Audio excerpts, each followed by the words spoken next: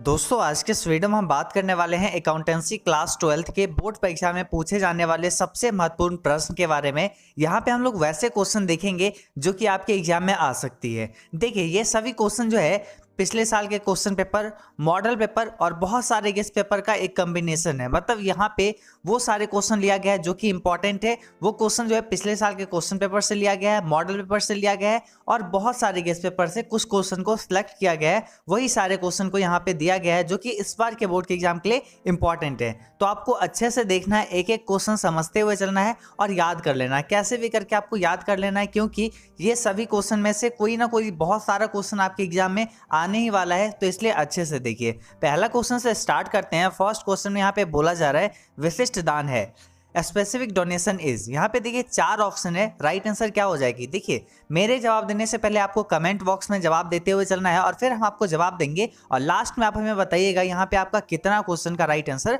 हुआ है, कितना क्वेश्चन आपको पहले से पता था। देखिए यहाँ पे पहला क्वेश्चन क्या है, विशिष्ट दान है, स्पेसिफिक डोनेशन क्या हो जाएगा। तो यहाँ पे देखिए स्पेसिफिक डोनेशन मतलब कोई एक स्पेशल पर्पस के लिए डोनेशन दिया गया है। एक होता है जनरल डोनेशन जिसको लेके कोई भी एनपीओ कोई भी काम को कर सकता है, मतलब कोई भी काम, उसके लिए कोई जो है स्पेसिफिक पर्पस नहीं बतलाया गया है। लेकिन यहाँ पे स्पेसिफिक डोनेशन में क्या होता है, एक स्पेशल पर्पस बतला दिया जाता है कि इस काम के लिए डोनेशन मिला है। जैसे समाज के कल्याण के लिए डोनेशन मिला है, या फिर जैसे मंदिर बनाने के लिए डोनेशन मिला है, क्रिकेट मैच आयोजन करवाने के लिए डोनेशन मिला है। यहाँ पे एक स्पेसिफिक डोनेशन है, मतलब एक पर्पस बता दिया गया है कि इसके कारण डोनेशन मिला है। तो ये क्या हो जाएगा, जब जो है पर्पस पता होगा तो उस समय वो हो जाएगा कैपिटल रिसिप्ट यानी पूंजीगत प्राप्ति। क्योंकि कोई भी व्यक्ति एक पर्पस के लिए बार बार डोनेशन नहीं देता है, तो इसलिए यहाँ पे क्या हो जाएगा, पूंजीगत प्राप्ति हो जाएगा। अगर वहीं पे जो है स्पेसिफिक डोनेशन नहीं रहता तब जाके यहाँ पे रेवेन्यू रिसिप्ट हो जाता, लेकिन यहाँ पे एक पर्पस डिफाइन कर दिया गया है। तो यहाँ पे right answer option number A हो जाएगा, पूंजीगत प्राप्ति यानी कैपिटल रिसिप्ट। आपको अच्छे से थोड़ा सा डिटेल में समझाते हुए चलेंगे, इसलिए वीडियो थोड़ी सी लंबी होगी। अगर थोड़ी सी बोरिंग भी होती है तो आप लोग देख लीजिएगा, क्योंकि आपको यहाँ पे सिर्फ यहाँ पे 20 क्वेश्चन ही नहीं बतलाएंगे, बल्कि आप अगर 20 क्वेश्चन का ये पूरा वीडियोस देखते हो तो यहाँ से क्या होगा, आपका समझ लीजिए 40-50 क्वेश्चन आपका क्लियर हो जाएगा। क्योंकि यहाँ पे समझाते हुए चलेंगे और समझाने के क्रम में आपको बहुत सारा ऐसे ही क्वेश्चन बन जाएगा। देखिए क्या है, बकाया चंदा क्या होता है, आउटस्टैंडिंग सब्सक्रिप्शन क्या होगा, व्हाट इज, यहाँ पे बोला जा रहा है आउटस्टैंडिंग सब्सक्रिप्शन इज ए। तो यहाँ पे क्या हो जाएगा, यहाँ पे राइट आंसर अब सेकंड का देख लेते हैं, ऑप्शन नंबर बी हो जाएगा, संपत्ति यानी एसेट्स हो जाएगा। अब अगर आपके माइंड में ये सवाल आ रहा होगा कि ये एसेट्स क्यों होता है, मतलब आउटस्टैंडिंग सब्सक्रिप्शन जो है ये एसेट्स क्यों होता है, तो ये सवाल भी सही है। अब देखिए इसके बारे में आपको थोड़ा सा डिटेल में बतलाते हैं। देखिए सब्सक्रिप्शन क्या होता है, सब्सक्रिप्शन, डोनेशन, ये सब क्या होता है, ये सब नॉट फॉर प्रॉफिट ऑर्गेनाइजेशन का इनकम का सोर्स होता है, जिससे वो पूंजी प्राप्त करता है, एक डोनेशन से, सब्सक्रिप्शन से, इस सब चीज़ों से, या फिर टिकट को सेल करके इस सब से जो है वो इनकम लाता है। और उसके बाद जो है क्या करता है, वो जो है समाज का कल्याण करता है, लोगों का कल्याण करता है, उसके लिए काम करता है, सोशल वेलफेयर के लिए काम करता है। लेकिन यहाँ पे क्या हुआ ना कि सब्सक्रिप्शन मिलने वाला था, मान लेते हैं कोई एक डेट पर कोई एक व्यक्ति सब्सक्रिप्शन यानी चंदा देने वाला था, लेकिन वो नहीं दे पाया, वो उस डेट पर नहीं दे पाया। तो क्या हो गया, वो एनपीओ के लिए क्या हो गया, बकाया चंदा हो गया कि वो व्यक्ति कभी और देगा, तो वो क्या हो जाएगा, वो कभी मिलेगा हमारे पर, तो वो संपत्ति हो जाएगा। अगर वही जो है पहले मिल गया रहता, अगर चंदा जो है एडवांस में मिल गया रहता, तो क्या होता है, एक लायबिलिटी बन जाता कि वो जो है अगले महीना का चंदा अभी दे चुका है, ठीक है, चंदा अगले महीना में काम आने वाला है, अगला महीना लिया जाता, लेकिन वो जो चंदा अभी एडवांस में दे दिया है, सब्सक्रिप्शन एडवांस में दे दिया है, वो क्या हो जाता, लायबिलिटी हो जाता। लेकिन यहाँ पे आउटस्टैंडिंग है तो ये जो है संपत्ति हो जाएगा, एसेट्स हो जाएगा। क्लियर। अब यहाँ पे अगला क्वेश्चन देखते हैं। उससे पहले अगर आप लोग एजुकेशन बाबा ऐप इंस्टॉल नहीं किए हैं तो वहाँ से कर लीजिए, डिस्क्रिप्शन में भी लिंक है, या प्ले स्टोर से आप एजुकेशन बाबा ऐप को इंस्टॉल कर सकते हैं। वहाँ पे आपको क्लास 12 का क्रैश कोर्स मिल जाएगा, वहाँ पे कोर्स आप अच्छे से ज्वाइन कर सकते हैं और वहाँ पे चैप्टर वाइज अच्छे से पढ़ाया जाएगा। साथ में वहाँ पे बहुत सारे फ्री क्यूजेस है, टेस्ट है, वो आप दे सकते हैं और उससे आप पता कर सकते हैं कि कैसे आपका तैयारी है एग्जाम के लिए, कितना तैयारी है, वो सब आप जांच सकते हैं और वो सारा चीज़ फ्री है। अब अगला यहाँ पे क्वेश्चन है 3 नंबर क्वेश्चन, थर्ड क्वेश्चन। इसमें बोला जा रहा है लाभ न कमाने वाली संस्था का मुख्य उद्देश्य क्या होता है। लाभ न कमाने वाली संस्था का मुख्य उद्देश्य क्या होता है। The main object of not profit organization is, not for profit organization is, मतलब यहाँ पे बोला जा रहा है लाभ न कमाने वाली संस्था का मुख्य उद्देश्य क्या होगा, क्या होता है। ऑब्जेक्ट क्या होता है नॉट फॉर प्रॉफिट ऑर्गेनाइजेशन का? या तो लाभ कमाना होता है, टू अर्न प्रॉफिट, या फिर समाज की सेवा करना, या टू सर्व द सोसाइटी, या लाभ हानि खाता तैयार करना, to prepare profit and loss account, या फिर उपयुक्त सभी, ऑल ऑफ दीज। बहुत लोग बोलेंगे ऑल ऑफ दीज हो जाएगा, लेकिन बिल्कुल गलत है। क्यों? देखिए यहाँ पे क्या है, लाभ कमाना। नॉट फॉर प्रॉफिट ऑर्गेनाइजेशन का क्या मकसद होता है, ऑब्जेक्ट क्या होता है कि वो प्रॉफिट नहीं कमाए, वो सोशल वेलफेयर के लिए काम करे, समाज के कल्याण के लिए काम करे। तो यहाँ पे अर्न प्रॉफिट नहीं होगा। अब यहाँ पे सेकंड ऑप्शन में समाज की सेवा करना, टू सर्व द सोसाइटी, बिल्कुल यहाँ पे सही आंसर हो जाएगी। और यहाँ पे है लाभ हानि खाता तैयार करना, to prepare profit and loss account. यहाँ पे बोला जा रहा है प्रॉफिट एंड लॉस अकाउंट को तैयार करने का काम होता है इसका उद्देश्य। लेकिन ये क्या होता है, ये जो बिजनेस, जो पार्टनरशिप वगैरह होता है, जो मतलब प्रॉफिट के लिए जो ऑर्गेनाइजेशन बनाया जाता है वो ये तैयार करता है। ये जो है प्रॉफिट एंड लॉस अकाउंट, ये जो है बिजनेस में अगर कोई भी प्रॉफिट के लिए ऑर्गेनाइजेशन बनाता है वो तैयार करता है। यहाँ पे option number B right answer हो जाएगी। अब यहाँ पे 4 नंबर क्वेश्चन है, साझेदार का दायित्व है। साझेदार का दायित्व क्या होगा? Liability of A partner. Liability, partner का लायबिलिटी क्या होता है? तो ऑप्शन नंबर बी हो जाएगा 4 का राइट आंसर, असीमित, अनलिमिटेड। अब ये आप सोच रहे होगे कि अनलिमिटेड क्यों होता है, तो इसके पीछे भी वजह है। देखिए साझेदारी क्या होता है, जैसे मान लेते हैं 3 साझेदार है, ए बी और सी। थोड़ा सा आपको डिटेल से समझाएंगे, ए बी और सी। अभी आप नीचे पहले एक कमेंट कर दीजिएगा कि आपको अगर डिटेल में समझना होगा तो फिर हम आगे से भी ऐसे ही वीडियोस लाएंगे जिसमें आपको थोड़े से हर एक क्वेश्चन को अच्छे से डिटेल में एक्सप्लेन करते हुए चलेंगे, जिससे आपको कोई भी परेशानी ना हो। और अगर आप लोग बोलेंगे तो डायरेक्ट हम आंसर टिक करते हुए चले जाएंगे, जिससे आप आसानी से टाइम भी सेव हो सकता है। तो आप नीचे कमेंट करिए कि आपको किस तरीके का आगे वीडियो चाहिए, क्योंकि इसका और भी सेट आने वाला है। अब यहाँ पे देखिए असीमित क्यों होता है, अनलिमिटेड लायबिलिटी क्यों होता है एक साझेदार का? देखिए अगर मान लेते हैं 3 साझेदार है तो यहाँ पे तीनों साझेदार एक दूसरे का एजेंट होता है। मतलब एक दूसरे का एजेंट, मतलब ए है तो बी का एजेंट होगा, सी है बी का एजेंट, बी है सी और ए का एजेंट, मतलब सभी जो है एक दूसरे का एजेंट होता है, ठीक है। और यहाँ पे अगर जो है मान लेते हैं एक डिसॉल्व हुआ और उस समय जो है मतलब क्या होता है, साझेदारी ये जो फर्म है ये जो है डिसॉल्व हुआ, मतलब ये बंद हुआ, तो उस समय क्या होगा कि जो भी अगर लॉस है, अगर लॉस बहुत ज़्यादा हो गया तो और जितना संपत्ति है मतलब एक फर्म के पास, वो सभी कुछ बेचा गया, ठीक है, सभी कुछ बेच दिए, जितने भी लैपटॉप्स थे, मशीन थे और जितने भी सामान थे, इक्विपमेंट जितने थे, सब कुछ बेच दिए, लेकिन उससे भी पैसा नहीं पूरा।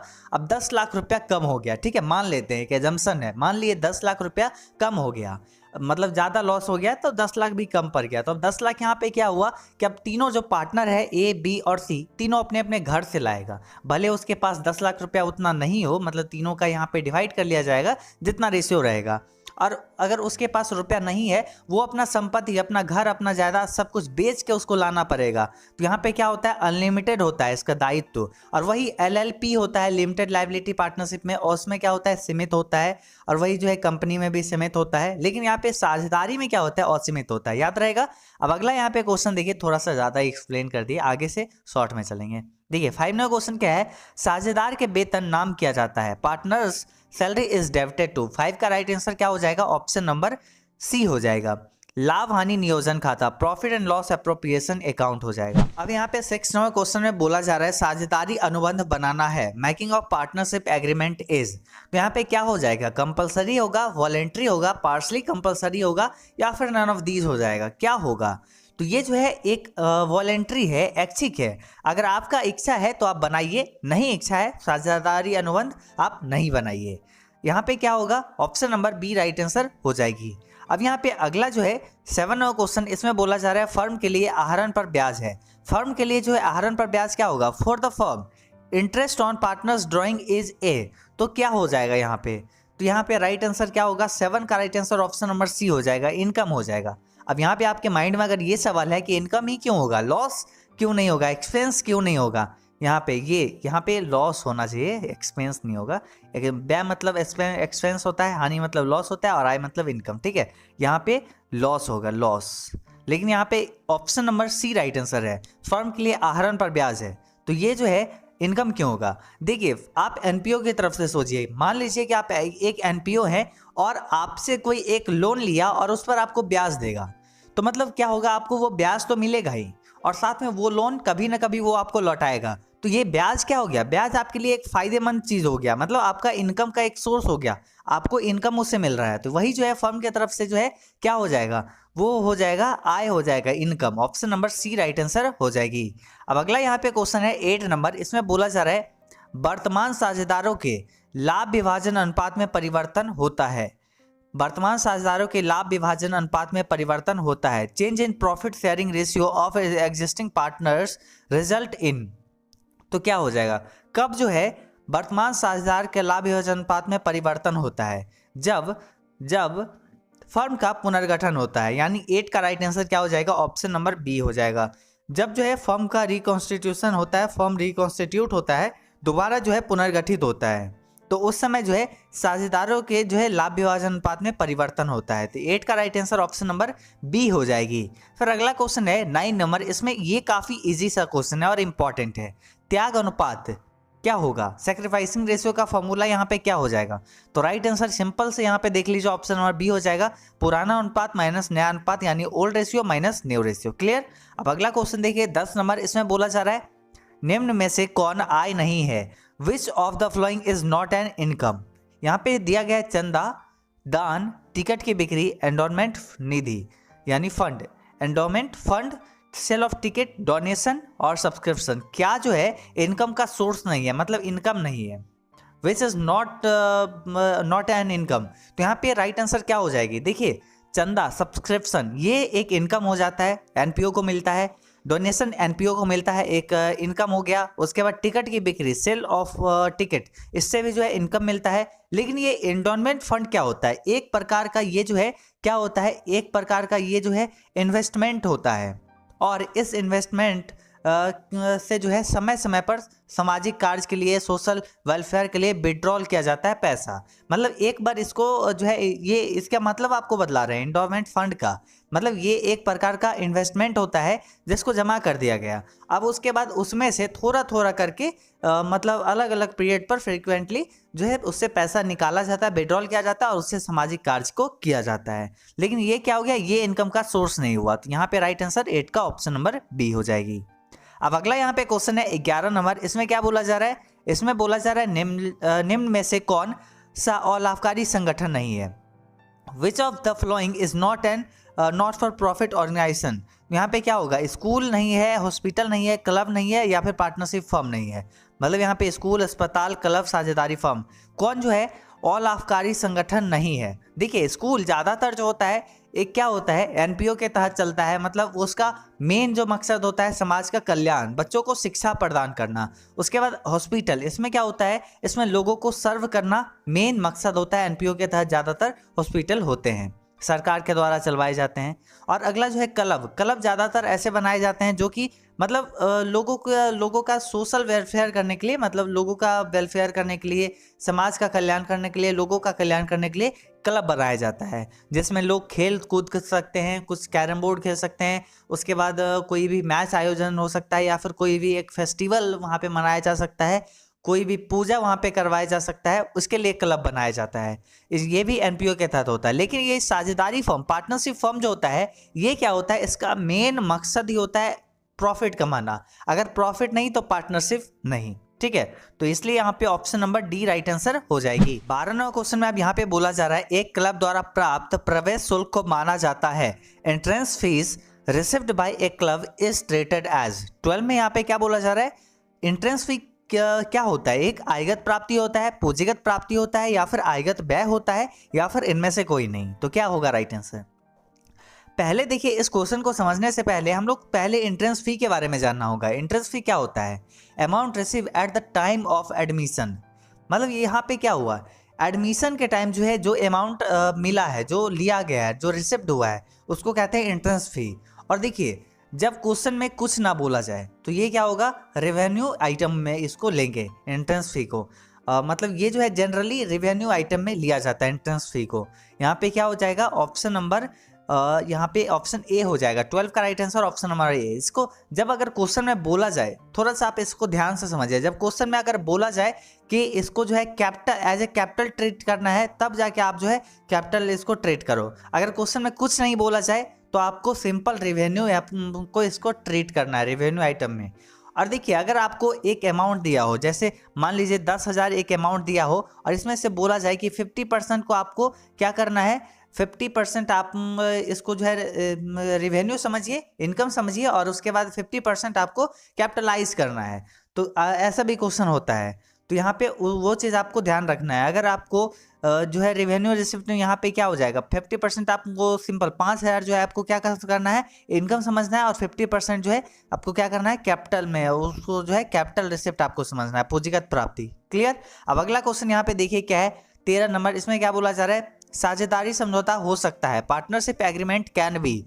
पार्टनरशिप एग्रीमेंट क्या हो सकता है, मौखिक हो सकता है, लिखित हो सकता है, या फिर मौखिक और लिखित दोनों, या फिर इनमें से कोई नहीं। तो ये जो है साझेदारी समझौता हो जा सकता है, partnership agreement can be oral और रिटन। मतलब यहाँ पे option number C right answer हो जाएगा 13 का। अब अगला क्वेश्चन यहाँ पे देखिए 14, और इसमें बोला जा रहा है किसी समझौते के अभाव में साझेदारी फर्म के लाभ हानि का विभाजन किया जाता है। किसी समझौते के अभाव में साझेदारी फर्म के लाभ हानि का विभाजन किया जाता है। In the absence of any agreement the profit and loss of the firm are shared.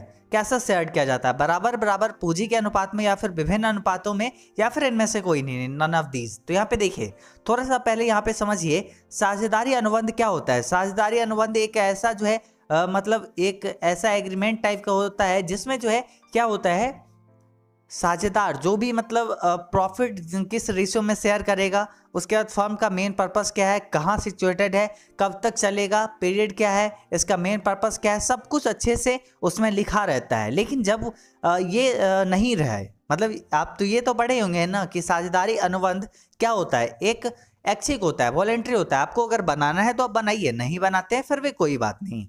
तो यहाँ पे क्या हुआ, जब जो वो नहीं बनाया, कोई भी पार्टनर जो है, मतलब वो एक साझेदारी फर्म है, उसमें कोई पार्टनर जो है साझेदारी अनुबंध नहीं बनाया, उस समय जो है प्रॉफिट जो हुआ है या फिर लॉस जो हुआ, उसका विभाजन कैसे किया जाएगा, तो उसका विभाजन इक्वल इक्वल किया जाएगा, बराबर बराबर। 14 का ए राइट आंसर हो जाएगी। अब यहाँ पे अगला क्वेश्चन देखिए 15 नंबर। इसमें है चालू खाता है, current account is. Current account क्या होता है, एक पर्सनल अकाउंट होता है, रियल अकाउंट होता है, नॉमिनल अकाउंट होता है, या फिर नन ऑफ दीज होता है। तो राइट आंसर यहाँ पे 15 का हो जाएगा ऑप्शन नंबर ए। व्यक्तिगत खाता होता है, पर्सनल अकाउंट होता है, ऑप्शन नंबर ए। अब अगला क्वेश्चन यहाँ पे देखिए 16 नंबर। इसमें बोला जा रहा है क्या चीज, ए, बी और सी एक फर्म में के साझेदार है। यदि डी नए साझेदार के रूप में प्रवेश करता है तो A, B and C are partners in a firm if D is admitted as a new partner. उस समय क्या होगा, एक फर्म का जो है क्या होगा, तो राइट आंसर यहाँ पे ऑप्शन नंबर सी हो जाएगा। पुरानी साझेदारी का पुनर्गठन होगा, मतलब वो जो है साझेदारी जो है पुनर्गठित होगा, और जो है उसके बाद ओल्ड पार्टनरशिप इज रिकॉन्स्टिट्यूटेड, मतलब जो है पार्टनरशिप जो है वो रिकॉन्स्टिट्यूट होगा, मतलब फिर से उसका पुनर्गठन होगा। क्लियर। जब एक नया साझेदार प्रवेश करता है, या फिर मृत्यु होता है, या फिर अवकाश ग्रहण करता है, तो उस समय जो है साझेदारी का पुनर्गठन होता है। आपको ये तो पहले से ही पता होगा। अब देखिए अगला क्वेश्चन यहाँ पे देखते हैं 17, और इसमें क्या है, पूर्व मूल्यांकन खाते का शेष पुराने साझेदारों के पूंजी खाते में हस्तांतरित किया जाता है। The balance of revaluation account is transfer to old partners capital account in. यहाँ पे क्या है, the balance of revaluation account is transfer to old partners capital account in. यहाँ पे बोला जा रहा है जो पहले से, अगर एक मान लीजिए एक जो है पुनर्मूल्यांकन खाता बनाया गया और उसमें जो शेष बचा उसको जो है साझेदार के पूंजी खाते में कैसे जो है ट्रांसफर करेंगे, तो पुराने लाभ विभाजन अनुपात में। ऑप्शन नंबर ए हो जाएगा ओल्ड प्रॉफिट शेयरिंग रेशियो। क्योंकि देखिए अगर मान लीजिए कोई एक साझेदार प्रवेश कर रहा है, ठीक है, कोई एक साझेदार आने वाला है, एंट्री करने वाला है, एडमिशन लेने वाला है, तो उससे पहले जो है फर्म का पुनर्गठन होगा और उसका रिवैल्यूएट किया जाएगा। देखिए यहाँ पे पुनर्गठन होगा तो उस समय क्या होगा, जो शेष बचेगा ना वो पुराने साझेदार को ही मिलेगा ना, क्योंकि जो कमाया धमाया जो काम किया है सब कुछ पुराना साझेदार किया। अभी नया साझेदार तो आना है, बस उसके आने से पहले यहाँ पे ये जो है फॉर्म रिकॉन्स्टिट्यूट हुआ है और इसका जो है सारा चीज़ वैल्यू पता किया गया है। तो यहाँ पे जो भी शेष बचेगा पुराने लाभ विभाजन अनुपात में किया जाएगा, क्योंकि अभी नया लाभ विभाजन अनुपात बनाया भी नहीं गया है। Option number A right answer हो जाएगी। अब अगला क्वेश्चन देखिए 18 नंबर। इसमें है लाभ प्राप्ति अनुपात, गेनिंग रेशियो क्या होगा, इसका फॉर्मूला आपसे पूछा जा रहा है। तो यहाँ पे 18 का राइट आंसर हो जाएगा क्या चीज, ऑप्शन नंबर ए हो जाएगा नया अनुपात माइनस पुराना अनुपात, new ratio minus old ratio. Clear.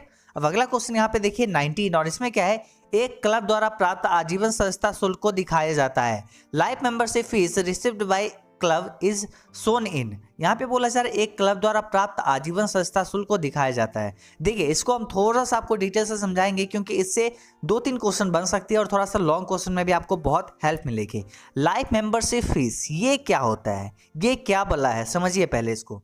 Life membership fees क्या होता है, होल लाइफ का पेमेंट जो है एक बार ले लिया जाता है, मतलब एक अंदाज लगा के एक एजम्पशन पर जो है ले लिया जाता है पूरा लाइफ का फीस एक बार में, मतलब वन टाइम ले लिया जाता है और उसके बाद वो व्यक्ति जो है पूरे साल उसका जो है जो भी सर्विस होगा उसको एंजॉय कर सकेगा उसी एक पेमेंट में, लाइफ मेंबरशिप फीस में। अब यहाँ पे देखिए ये क्या हो गया, नॉन रेकरिंग हो गया, मतलब कोई भी व्यक्ति बार बार नहीं देगा। ये क्या हो गया, कैपिटल नेचर का हो गया। तो जब भी कैपिटल नेचर का होगा तो उसको कहाँ हम शो करेंगे, उसको हम लोग आर्थिक चिट्ठा में शो करेंगे, बैलेंस शीट में शो करेंगे। लेकिन यहाँ पे इसके बारे में थोड़ा सा और समझिए, थोड़ा सा और आपको क्लियर कर देंगे। देखिए यहाँ पे क्या है, अब अगर आप बनाएंगे रिसिप्ट एंड पेमेंट अकाउंट, ठीक है, रिसिप्ट एंड पेमेंट अकाउंट आप अगर बनाते हैं तो आप ऐसे अगर अकाउंट बनाए तो क्या होगा, यहाँ पे जो है एक साइड आप रिसिप्ट लिखे और एक साइड आप पेमेंट लिखे, ठीक है, और यहाँ पे आपको क्या लिखते हैं टू कैपिटल और यहाँ पे जो है जो भी कैपिटल और रिवेन्यू जो आपको रिसिप्ट होगा वो आप इस साइड लिखते हैं और जो यहाँ पर पेमेंट जो होता है चाहे वो कैपिटल नेचर का हो चाहे वो जो है रिवेन्यू नेचर का हो वो आप लिखते हैं। तो आपको यहाँ पे क्या लिखना है, आपको यहाँ पे जो है अच्छे से लिखना है, क्या से टू रिसिप्ट साइड में आपको लिखना है टू लाइफ मेंबरशिप फीस, आपको ऐसे लिखना है। लेकिन अगर आप वही जो है इनकम एंड एक्सपेंडिचर अकाउंट बनाते हैं, इनकम एक्सपेंडिचर अकाउंट, इस साइड इनकम हो गया, इस साइड क्या हो गया, इस साइड क्या हो जाता है, इस साइड हो जाता है इनकम, हाँ इस साइड इनकम और इस साइड एक्सपेंडिचर हो गया। तब आपको यहाँ पे नहीं लिखना है क्योंकि ये जो है इसमें रेवेन्यू आइटम लिया जाता है, लिखा जाता है। लेकिन यहाँ पे ये क्या हो गया, लाइफ मेंबरशिप फीस, ये हो गया क्या चीज़, ये हो गया कैपिटल आइटम। तो यहाँ पे इसको रेवेन्यू इसमें आ जाएगा क्या चीज़, रिसिप्ट एंड पेमेंट अकाउंट में। लेकिन इसका एंट्री जो है इनकम एंड एक्सपेंडिचर अकाउंट में नहीं किया जाता है, आय व्यय खाते में नहीं लिखा जाता है, रिसिप्ट एंड पेमेंट अकाउंट में यहाँ पे ये जो है क्या चीज़ है को दिखाया जाता है, किस में, बैलेंस शीट में लेकिन दिखाया जाता है आर्थिक चिट्ठा में। Option number B right answer हो जाएगी। अब अगला यहाँ पे क्वेश्चन क्या है 20 नंबर, और इसमें क्या है, साझेदारी अनुबंध में परिवर्तन का परिणाम है, साझेदारी अनुबंध में परिवर्तन का परिणाम है। तो 20 का राइट आंसर क्या होगा change in partnership agreement result in. तो 20 का राइट आंसर हो जाएगा ऑप्शन नंबर ए, फर्म का पुनर्गठन, रिकॉन्स्टिट्यूशन ऑफ फर्म। जब देखिए साझेदारी के अनुबंध में परिवर्तन होगा तो उस समय जो है फर्म का पुनर्गठन होगा, रिकॉन्स्टिट्यूट होगा। यहाँ पे 20 का right answer option number A हो जाएगी। दोस्तों अगर आपको ये वीडियो पसंद आई हो इसको लाइक करिए, साथ में अपने दोस्तों के साथ शेयर करिए और एजुकेशन बाबा ऐप का लिंक डिस्क्रिप्शन में दिया हुआ है, आप वहाँ जाके डाउनलोड कर लीजिए ऐप को और वहाँ से आप फ्री क्यूज दे सकते हैं, उससे आपका अपना नॉलेज का पता चल सकता है और वहाँ से आप कोर्स को भी ज्वाइन कर सकते हैं। चलिए मिलते हैं अगले वीडियो में अगले टॉपिक के साथ, तब तक लिए बाय बाय।